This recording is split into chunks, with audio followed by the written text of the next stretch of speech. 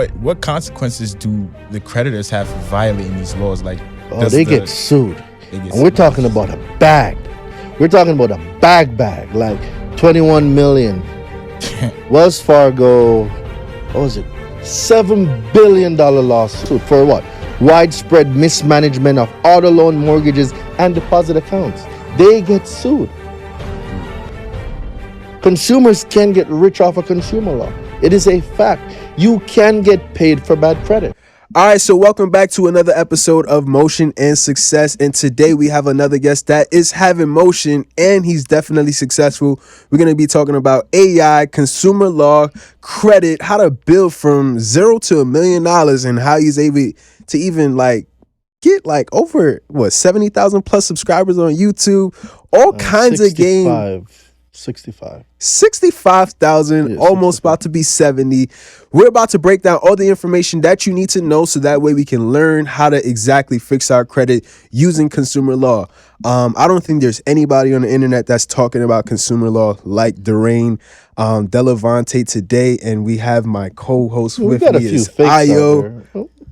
We got a few fakes out there. A few? Yeah, we got a few fakes out there. I only heard of you, bro. only heard of Daraine Delevante. But my students, I do have students, and they're killing it. Right. They're killing it. So yeah, y'all watch out for them. Like, they're coming. The snipers are out. Snipers are out. And he's in the military too, so he definitely training them how to snipe these people. Got training this weekend. That's good. All right, cool. So I got my co-host today, Ayo. Yep, it's Ayo, and this is the one that you really want to grab your notepad and your pen, and you really want to take notes. We got a really special guest today. Today we got Daraine. Yes. So if you can, Daraine, just introduce yourself. You know, where you from? You know, I appreciate it, young man. All right, cool. So for those of you who don't know who I am, my name is Daraine Delevante. I'm your favorite consumer law expert. I teach people how to repair, rebuild, restore their own credit using consumer laws. I've also cracked the code to making credit repair easy from the comfort of your own home without ever having to go to the post office to mail out a single dispute letter. That's why y'all wondering, what is he doing in a robe? Because I've cracked the code. God damn it. That's funny. I was gonna ask him too. I'm like, yo, why is he in a robe? And now you explain it. That makes so much sense. Like, you don't need to go outside for credit repair anymore. You can stay in your house in your Versace robe, just doing your thing, sipping some water. That's funny. Pinkies up.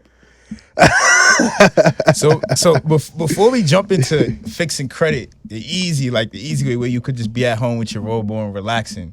What's your backstory on credit? Like, what made you be so passionate about credit? Dude, have you ever been denied for anything? I have. All right. So people telling you no, N-O, no. So, bro, do you not understand the N or the O? Like, being denied is one of the worst feelings you can have, right? And not being in a position to do anything about it, that's what that got to me, right? So for those of you who don't know, I'm not from the United States. I've been in this country 14 years. March is going to make 14 years, right? So being in this country, I'm 14 years old to this country. And for 8 to 9 years out of it, I knew nothing about credit. I was living an expensive life of bad credit. And some of you might be saying, what do you mean by that? So bad credit is one of the most expensive life you will ever have because everything costs more. And when you're paying for something, you're paying for it 2 to 3 times. So when someone like Cody that has a 750, 800 credit score is getting a 3% interest rate, somebody like me at that time was getting 18%, 20%, 25%. So if you think about it, Cody's paying, 3% on a car while I'm paying 18.9% interest rate. So I'm paying for the car 2 to 3 times when he's just going to pay that little 3%. So a lot of people don't think about it because they're not educated on the interest rate. They're not educated on the life cycle of or the term of the loan, allegedly. They are not watching how these subprime lenders have a hand in their wallets and pocketbook every time their paycheck gets dropped. So being a victim of subprime lending and going through that, I didn't want to do it anymore. So when I started, I noticed that I had to get my mind right, because if your mind ain't right, nothing else is going to follow, right? So the first book I read to correct the misinformation that I've been fed was Rich Dad Poor Dad. Yeah. Book changed my whole life. Shout out to Robert Kiyosaki, right? So after Rich Dad Poor Dad, then Think and Grow Rich with Napoleon Hill, bro. Now I believe I was unstoppable. And that compounded onto other books like Grant Cardone, like all these other books, and I've read. So on my deployment now, I read 140 books in 1 year. I was diving in. And a lot of people might say, oh, why do you read 140 books? Because I needed to become the best. So I'm reading books on real estate, business, finances, credit, consumer law, everything that will push the needle towards the destination that I'm going. Yeah. So for a whole year, dude, I wasn't outside. I spent most of my time in my room reading. And a lot of people, they're not willing to put in that gravitroffic work. That work that you put in when nobody is seeing you, because everybody wants the limelight. Everybody wants to be in the spotlight. Nah, you have to go through a period of building, a period of sowing. A farmer that sows crops don't reap the next day. Yeah. It takes a while for you to get your harvest. People don't want to go through the process. They want a microwave fix. So when I decided that I needed to become the best, I knew it required time and money to buy the books, join the mentorships, get into conferences, be in the programs, because I needed to become a different version of me. Yeah. So it's through that gravitroffic moment that the tree of what you guys see now is able to bear the consumer law fruits that everybody's able to eat from. Yeah. And I must say, Daraine definitely does look completely different from when I first met you, bro. Definitely do look new and improved for sure, for sure. Not to say you looking back before, No, but it's like all you good. definitely do. You Call look a much spade a different spade. from before. You know, the way how you dress and you know. I mean, he's always the most assertive dude. I ain't gonna lie, but definitely do look different for sure, for sure. Thank you, young man. I appreciate it. Yeah. I really like how you mentioned. You said you had to get your mind fixed, like you had to get your mind right first. It's the And first thing. Then you jumped into reading the books, and then because a lot of people skip that step and they just want to go. And what straight happened jump after into that? it, and they quit. You know, They weren't So, built for this life. yeah, you got to reprogram yourself first. So like you do something a little different in the credit space. You studied the consumer laws. It's not like regular credit repair, sending out the letters and things like that. What made you jump into want to know the laws? So I like knowing things other people don't, right? Before consumer law, I was going to study Metro 2. And I think Metro 2 was cool. But then there was more context for consumer law than there was for Metro 2, because Metro 2 is kind of locked behind a gate. It's called CDIA. They kind of have Metro 2 on a chokehold, right? So it's not as easy to get the Metro 2 information. And the people that do get it, 9 times out of 10, most of them don't even understand it. So I wanted something that I could teach as well as practice myself. So when I had the opportunity to learn Metro 2 or consumer law, I took consumer law because I got introduced to it on a coaching call. This dude, I ain't gonna call no name, but you know who you are. Shout out to you for putting a brother on, right? He came to that coaching call and he gave some game, and it sparked my curiosity, and that led me on a journey of self-discovery and really figuring out and mastering this consumer law stuff. Wow. Damn. So that definitely, I know that took a lot of studying, especially all those codes, everything, there. So like, did you start off fixing your own credit? And Yes. then you jumped into fixing other people's? I had disgusting credit. If that was a word, I had disgusting credit. Dude, I couldn't get approved for a cell phone. I couldn't get approved for an apartment. I had to rent a room from one of my boy because I couldn't get an apartment. My 2007 Nissan Altima with 75,000 miles on it with 18.9% interest rate, that I was paying $550 for and $400 for insurance, so $950 in total. Damn. I got denied for that if I didn't have a co-signer. Shout out to Kevin, my boy, because Kevin came in as a co-signer so I could get the damn car. So I'm telling you, I've been in the trenches. So you financed the 2007 I didn't know any better, bro. Yeah. Damn, that's Yeah. crazy. That's what happens when you don't know nothing. They take advantage of you. That's the amount of money you could probably be paying for a brand new Benz on a Yes. lease or something. But I wasn't qualified. I had bad credit. Yeah. And I had no education on credit. You don't know what you don't know. And the people that know the things that you don't know will always take advantage of you. So, in order for me to step up to the game, I had to recondition my mind. I had to learn what it is to become the person that I wanted. So, I did that.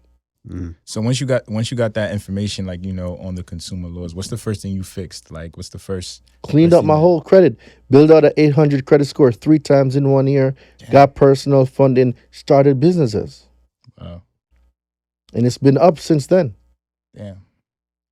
You got to commit. Yeah. People aren't committed. They got 1 foot in and 1 foot out. Oh, if this don't work, maybe I'm going to go back to my job. Dude, I burned all the boats. There was no retreat.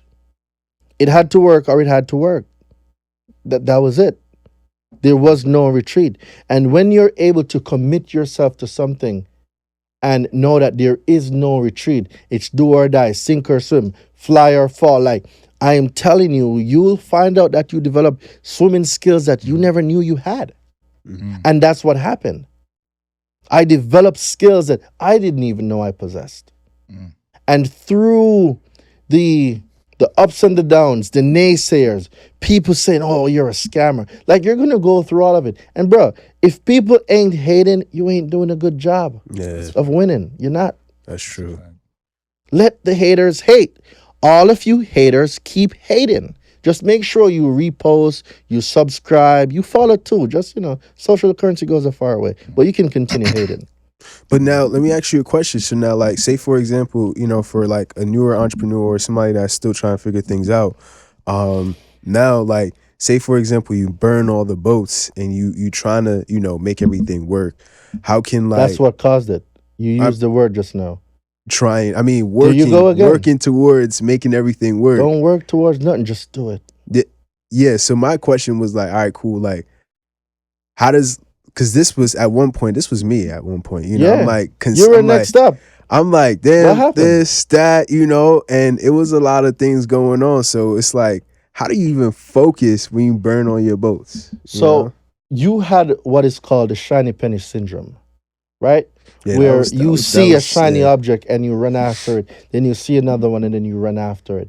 You got to be focused, bro. I could have gone into funding. I could have gone into all Airbnbs. I could have gone into tour. I could have gone into everything else all my friends are going into.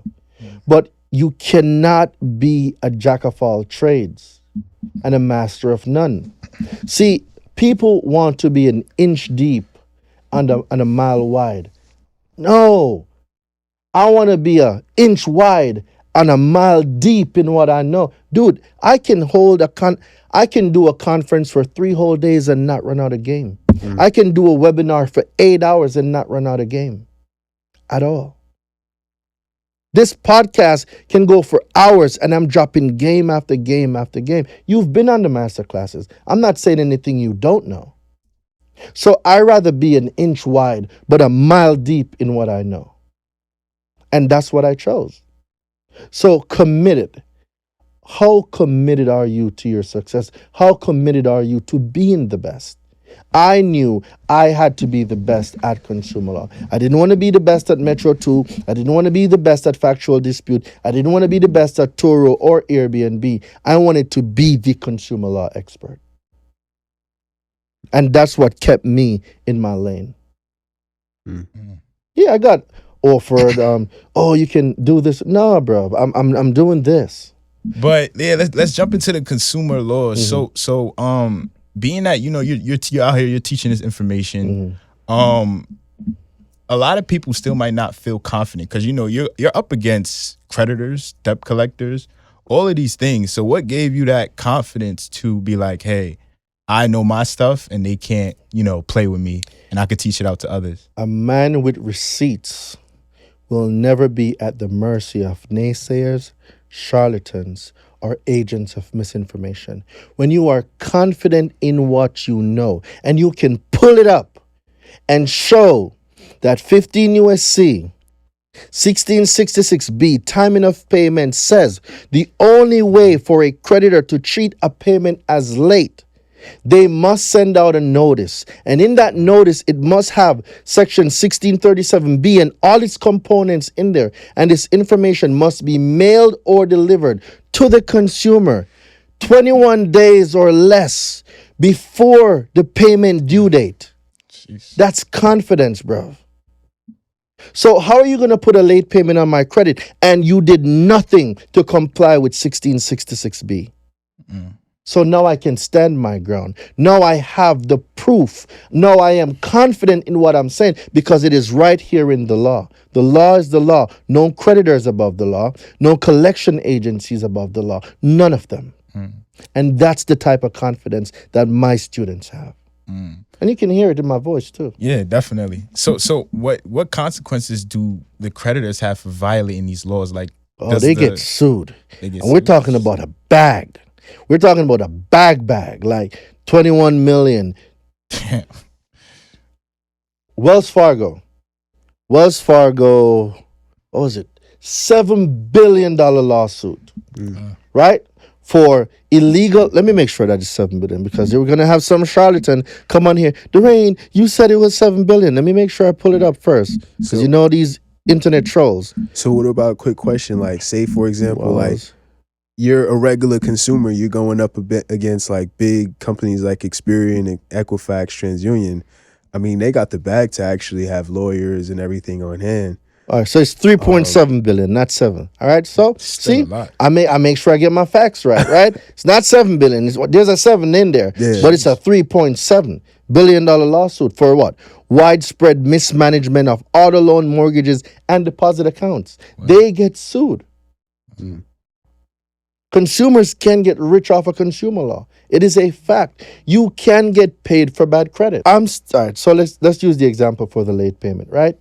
And I'm saying in that they have a late payment on there. So the late payment was from like 2019, 2020, right? Yeah. And the only way for a creditor to treat a payment as late, it must comply with 1666B. That's the only way a late payment can go on anyone's credit, right? The law says it. A creditor cannot treat a payment as late unless. That's it. There is no going around the law, right? So now they must be able to prove that they were in compliance. It doesn't matter if they got lawyers. If they can't prove that they were in compliance, then they are in violation of the law for putting information on there that is not accurate. 15 USC 1681 EB. 15 USC 1681, accuracy and fairness of the credit report. 15 USC 1681 EB, a consumer reporting agency must have procedures in place to make sure that the consumer report has maximum possible accuracy. What does accuracy means? All values correct. So for anything to get furnished, it must be accurate. 15 USC 1681 I-53. If it's not accurate, it must be deleted. And then 15 USC 1681 I-6B3 says that you, the consumer, can request the procedure that was used for the investigation. So if they come back and say this item was verified, okay, cool. I'm going to use 15 USC 1681 I-6B3, which says that the consumer has the right to request a procedure that was used. So what procedure on 15 USC 1681 I-6B3 you use to verify this information? It can only be verified one way, 1666B and the compliance procedure. Yo, that was just a lot to take was a in. Those lot. codes Like, and word. everything, but damn. But So- yeah. Now you go ahead, bro. So like, what would be the steps like a person would take? Like, you know, say they want to start repairing their late payment. I mean, they want to get the late payment deleted off the credit report. Like, what's the steps that somebody will have to take? Well, the first thing is they need to recognize that bad credit isn't a thing, it's a mindset. Yeah. They got to fix their mind. Your credit is a reflection of the way you think about your finances. Don't get me wrong, there are exceptions, like people that are victims of identity theft kids that didn't know that their parents put cell phone bills, utility bills, all sorts of bills in their name, right? They are exception, but for the majority of people, is the mindset. People want an 800 credit score with a 500 credit score mindset. It's not going to work. Yeah. Right? So the person have to recognize that I need a change. All right. The first time I came up with the strategy for the late payment, it was at the credit summit. Hey Kai, you remember the first person that ever ran the late payment play was you? For the auto loan for your sister? The late payment deletion. So, all right. So you remember at the summit, and I gave the strategy for the late payment deletion, right? And you told me that your sister, you ran the play right after the summit. Correct. So for those of you who can see, so Kai was one of my security at the credit summit, right? And I gave the whole play on the stage, and he caught the play, right? And what he did was he ran the play the next day. He was the first one to use the strategy to get late payment deleted from an auto loan that was co-signed. I'm gonna let that one sink in for a minute. Let me drink some water. Yeah, I'm thinking about that one. So again, I say, I'm gonna behave myself, Cody. Yeah. Have you ever heard any of our counterparts say cash is king? Just think about it. Have you ever heard any of our counterparts say cash is king? Yeah. You've heard them say it or no? I've heard people say it, yeah. What demographic? You know, our people. I mean, there's other people as well, black, white. From your experience, have you heard any white person say cash is king? I've never heard a white person say cash is king. Never. I mean, I never really asked that question. Think about it. I never said, but think about it, Cody. We hear black people say it all the time. Have you ever heard any white person say cash is king? They might not formally say it. Cody, they might you're be not like, answering look, the question. they might be like, hey, listen, I don't want to get in debt. I don't want to use the credit He's card. not answering the question. So have you ever heard any white person say or Asian person say cash is king? Think about it. Asian, definitely not. White. Wait, Asian, yes, I will believe so. You're believing, Cody. You're still not. I would say yes. They would say cash is king. Yes. Ever witnessed? Listen to my words, Cody. Have you ever been a witness to a white person or an Asian person saying cash is king? Yes. All right, cool. I've been to a Chinese store multiple times that they don't accept credit cards. Only cash. They don't accept credit cards. But did they whole say business is all cash? There's no kind of debit card transact. They don't even have a payment processor. You got the ATM in the middle of the restaurant. All right. Go use the ATM, come back and give me the cash. Then let me ask. So I say yeah. All right. So let me ask you another question now. Those individuals, do they live in that community? Well, where I live, there is some Asian people. I have an Asian right across the street, so yeah, I say yeah. All right. So we're talking about a very minute group from the whole population. The point that I'm getting at is, Cody, our ethnic group, black people, we've been infiltrated by agents of misinformation, right? And because we watch a lot of music videos, a lot of TV, soap operas, because we've been engineered, right? Tell lie vision. They're telling you lies through your vision, right? So as these lies and this propaganda start internalizing inside of you, you think that these things that you're coming up with are of your own belief. These are your convictions. They're not. They are pre-programmed convictions. So where did the idea of cash is king come from? Well, look at all the music videos back in the day. We would see our celebrity artists, our favorite artists, going into a car dealership with a whole bag of money, throwing it down, driving out with a car. Right? Why not throw it down on a property that's a multi-unit that you can generate cash flow and build wealth off of? No, we were engineered to buy liability. Think about it. We were socially engineered to spend. Black people are the biggest consumers in America. We buy everything from everybody. Tell me how many black people store you go to an Asian neighborhood and you see. Not You go much. into a white community and you see. Not much. But everybody is in our community. What does that say? The Asian is here in our community. White people, they're here. Jews, they're here. Spanish, everybody is here. Because they know we are the biggest consumers. We buy from everyone but our own. Mm. Because we believe that because Cody is selling his brand, but there's some other person over there selling some brand that, you know what, I ain't even gonna mess with Cody because Cody brand might be a knockoff. So we go across the street to go support somebody that will never come back to our community and support us. These are the facts.